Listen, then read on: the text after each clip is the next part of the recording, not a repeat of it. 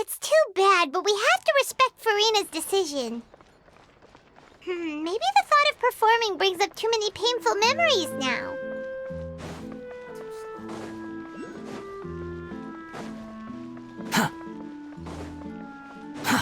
Too slow.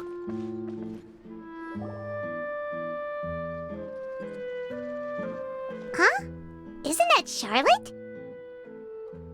What could she want with Lapine Pauline? Pretty please with the cherry on top, Charlotte! Journalist extraordinaire! Please tell me you're joking! I read that a gang of criminals tricked the Gardamex by disguising themselves as blubber beasts. It's true, isn't it? It has to be! I've invested all my savings into graph adversarial technology and even taken out a sizable bank loan. I'm begging you like the beggiest beggar in all of begdom. Okay. I need you to calm down a little, Miss Lapine Pauline. I admire your passion for your research, and I don't mean to dash your hopes for those, big-ticket orders. But I'm afraid I'm not joking. The Blubber Beast incident was a short story mailed to us by an anonymous amateur author, written in the style of a true story. Oh, Paimon sees what happened here. Sounds like the report Lapine Pauline read in the Steambird wasn't in the news section after all. Funnily enough, I actually remember being in a meeting where the editing team was debating the potential risk of misleading the public with this story. They even went to Maison Gardiennage for advice. But to our surprise, they fully supported us printing it. They figured that the false intel would be a great way to dupe potential criminals into wearing ridiculous costumes when breaking the law. In truth, Gardamex are extremely sophisticated in their capabilities. They can identify criminals just as reliably as the best human guards, so a crude disguise isn't gonna get you far. If anything, it'll just make you stand out all the more. Since we ran that story, the Maison Gardiennage has made a slew of arrests, including, one phantom blubber beast, a titanic red-crowned finch, and a specter man. So I knew this story had helped out law enforcement, but this is the first time I'm learning of an innocent citizen being deceived by it, and investing so much mora for nothing.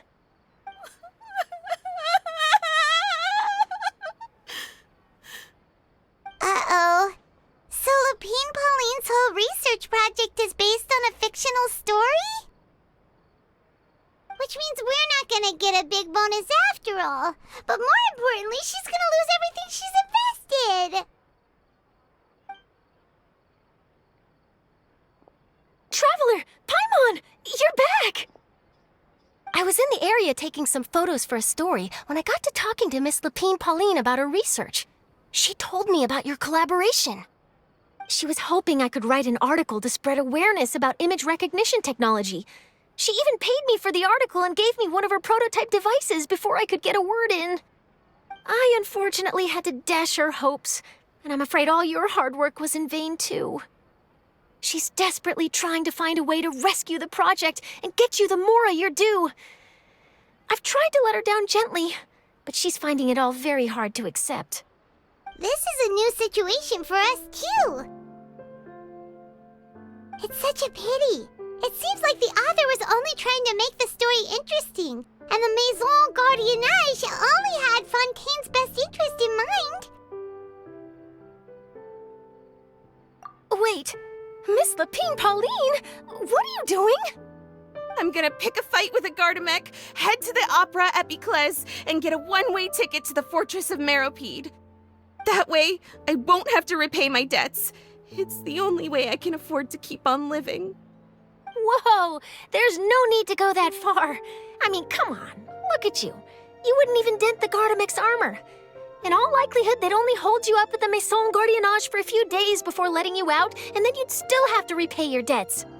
Actually, instead of going into the technicalities of that, how much did you actually invest? How bad can it really be? 270,000 mora. Okay, well, escaping to the Fortress of Meropide over a sum like that seems like a last resort. Surely there must be other options. Not anymore. I used to be an equipment supplier to the Fontaine Research Institute before that blew to pieces, and now I'm just a small-time engineer. I scraped together some savings over the past few years, but I put every last mora into this project, and now I'm left with nothing.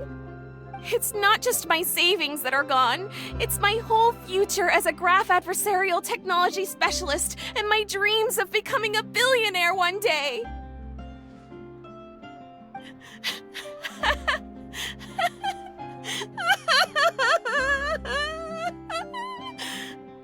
My life is over. Don't despair, Miss Lapine Pauline. I think I know a way for you to turn this around.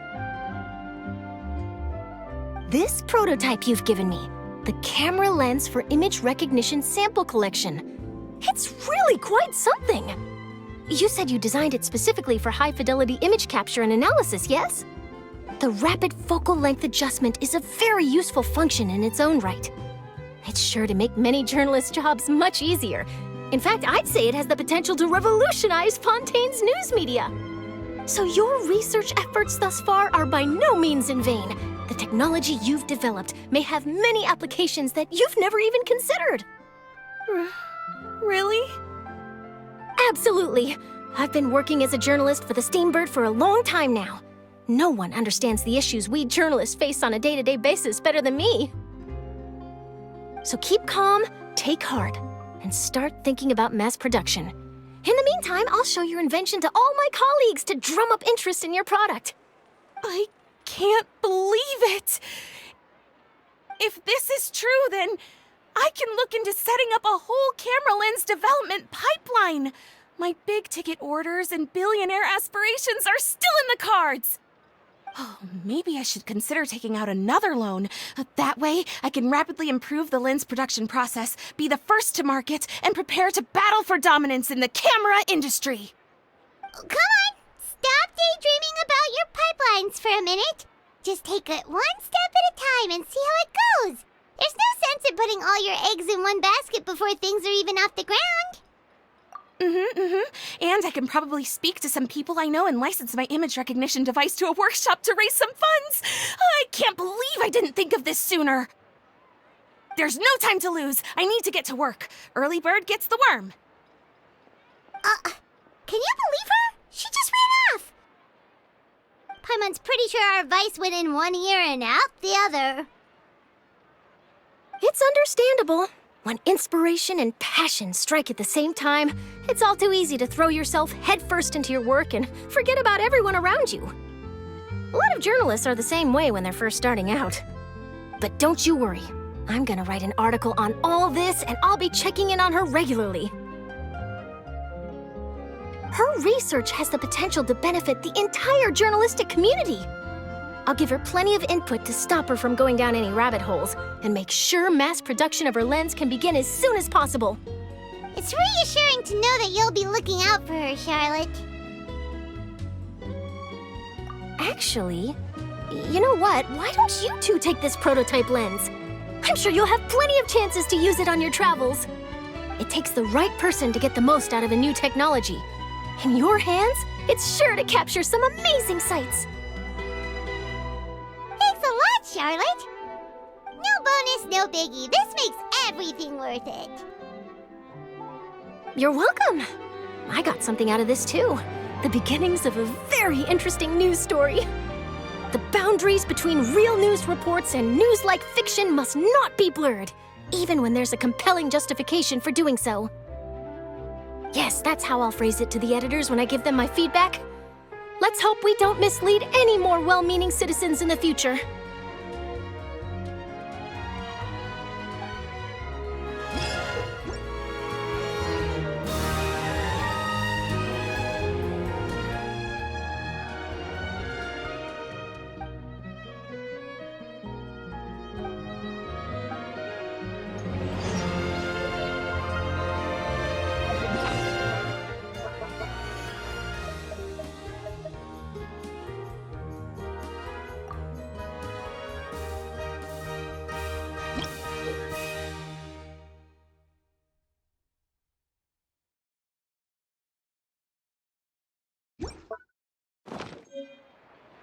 There's no need to exchange pleasantries. It's rather pathetic to force a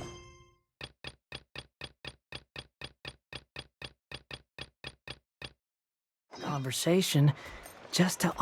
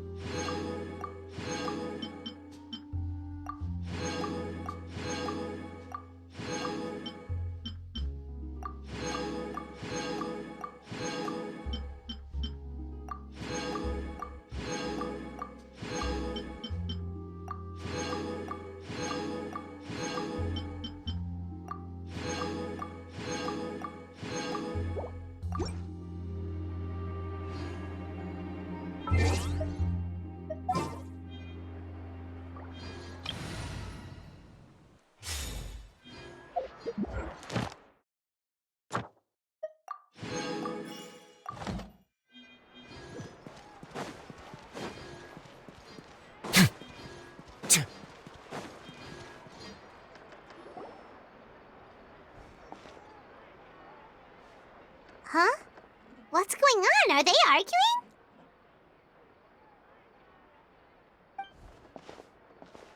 That's besides the point. I'll ask you again. Why did you start looking for a replacement without my consent? When did I tell you I'm going to take a step back? You didn't need to say it. We've known each other for how long now? We know the signs. But you never tell us about your illness, even when it's clearly flaring up. And that gives you the right to make a decision on my behalf? Shortly after you left, the troupe's lead actress came to the Adventurers Guild. She believes that she's healthy enough to perform. Excuse me, but can you both take a moment to discuss something else for now? The adventurer assigned to your commission has returned. Sorry, I was just dealing with a little misunderstanding. So, how did your conversation with Farina go? Sadly, it's a no from her. We tried to persuade her, but she wasn't having it. She doesn't want to play the role for personal reasons. I see. Well, circumstances have changed a little, so maybe that's not such bad news after all. You see, our leading lady has just informed me that she's well enough to make it to the show after all. Staging the musical with the full original cast was always the dream, of course. Oh, right! Sounds like everything worked itself out then. Yeah, she'd be livid. We'd get the scolding of a lifetime. Jeez, is Lady Farina really so harsh with people? Only joking, calm down. So, guess we can consider this case closed now, huh? Despite the fact that we failed to complete the commission, we were still racking our brains for ideas on the way back here. Look, there's no point arguing with you about this anymore. You've made yourself very clear, so I'll stop looking for a replacement. This is the last chance we have, though. If your illness flares up again, there won't be time to find anyone to replace you. So, are you absolutely sure you'll be able to handle it? The whole team is putting everything they have into this final performance. We have to make sure it goes ahead. Yes, I'm completely confident. I've been taking a new medication from the doctor, and it's working brilliantly. I'll definitely be able to tough it out until the performance day. I share everyone's desire to commemorate all our years as a troupe with a proper farewell show. So the last thing I want is to be left out. Every one of us thinks of this troupe as their home, myself included. You're right. I'm sorry. I let myself get too worried about the show. I should have asked for your permission first. All's well that ends well. Sounds like the show will go on. Sure.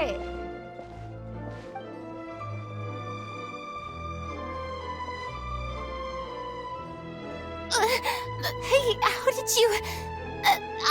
I was just passing by because I realized I forgot a couple of items on my shopping list. All right, I'm coming. No need to drag me.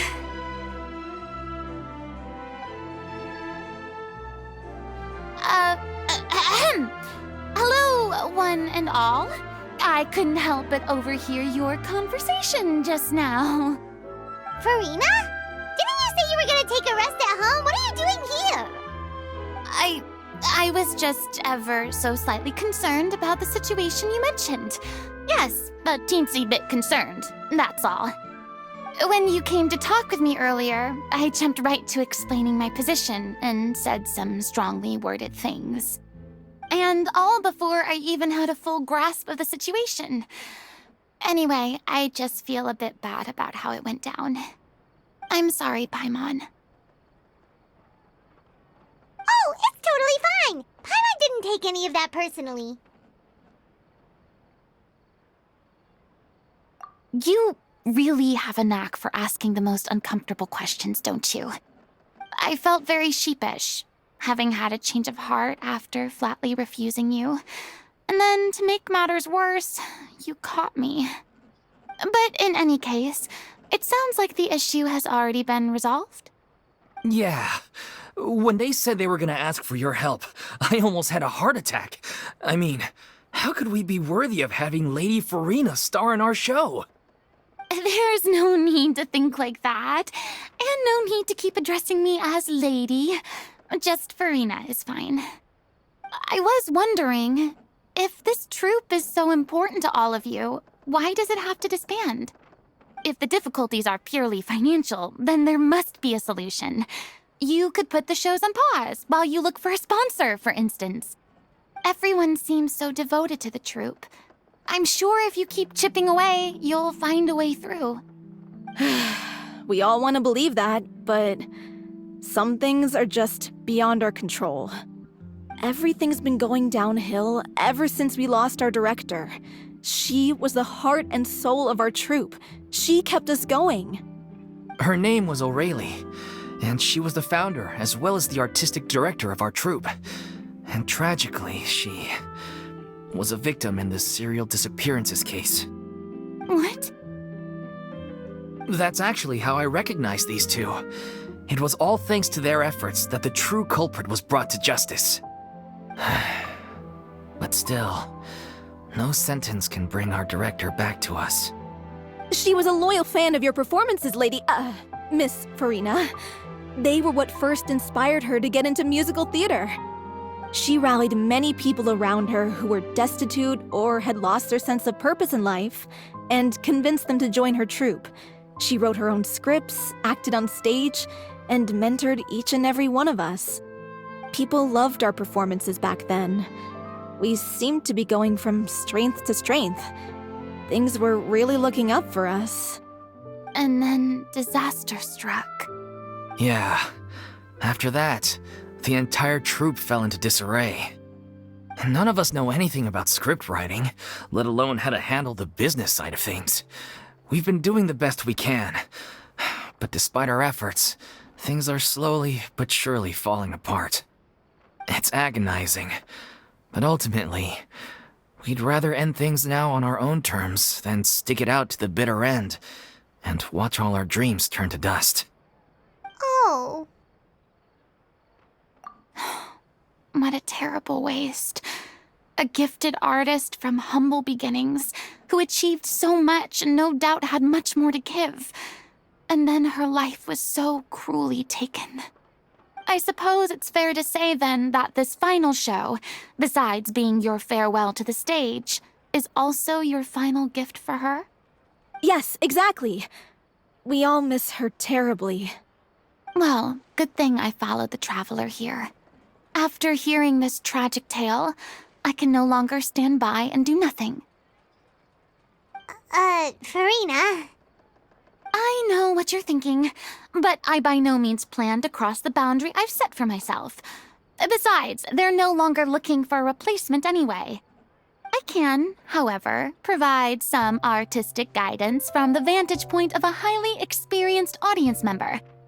But only if you feel this is something that would help, of course. Oh, most definitely. We'll take any guidance that you can give. We unfortunately don't have any budget for a consultant, though. Will that be a problem? I don't need any compensation. All I'd ask in return, if you're willing, is that you tell me some more about the life and work of your late director.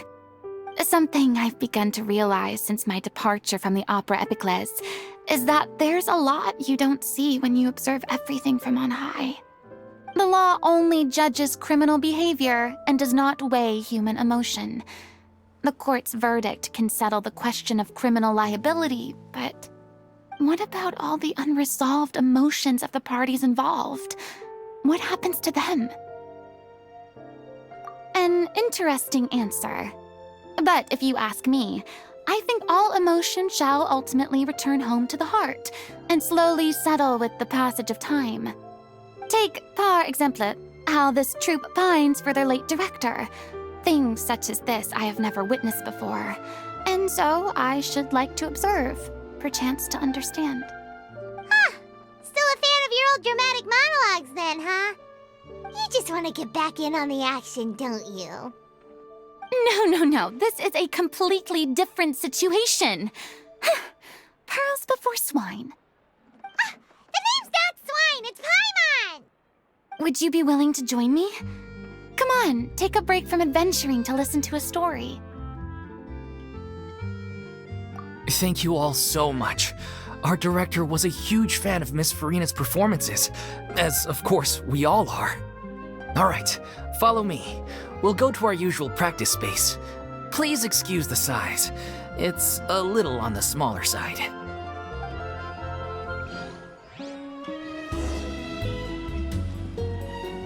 Ad Astra.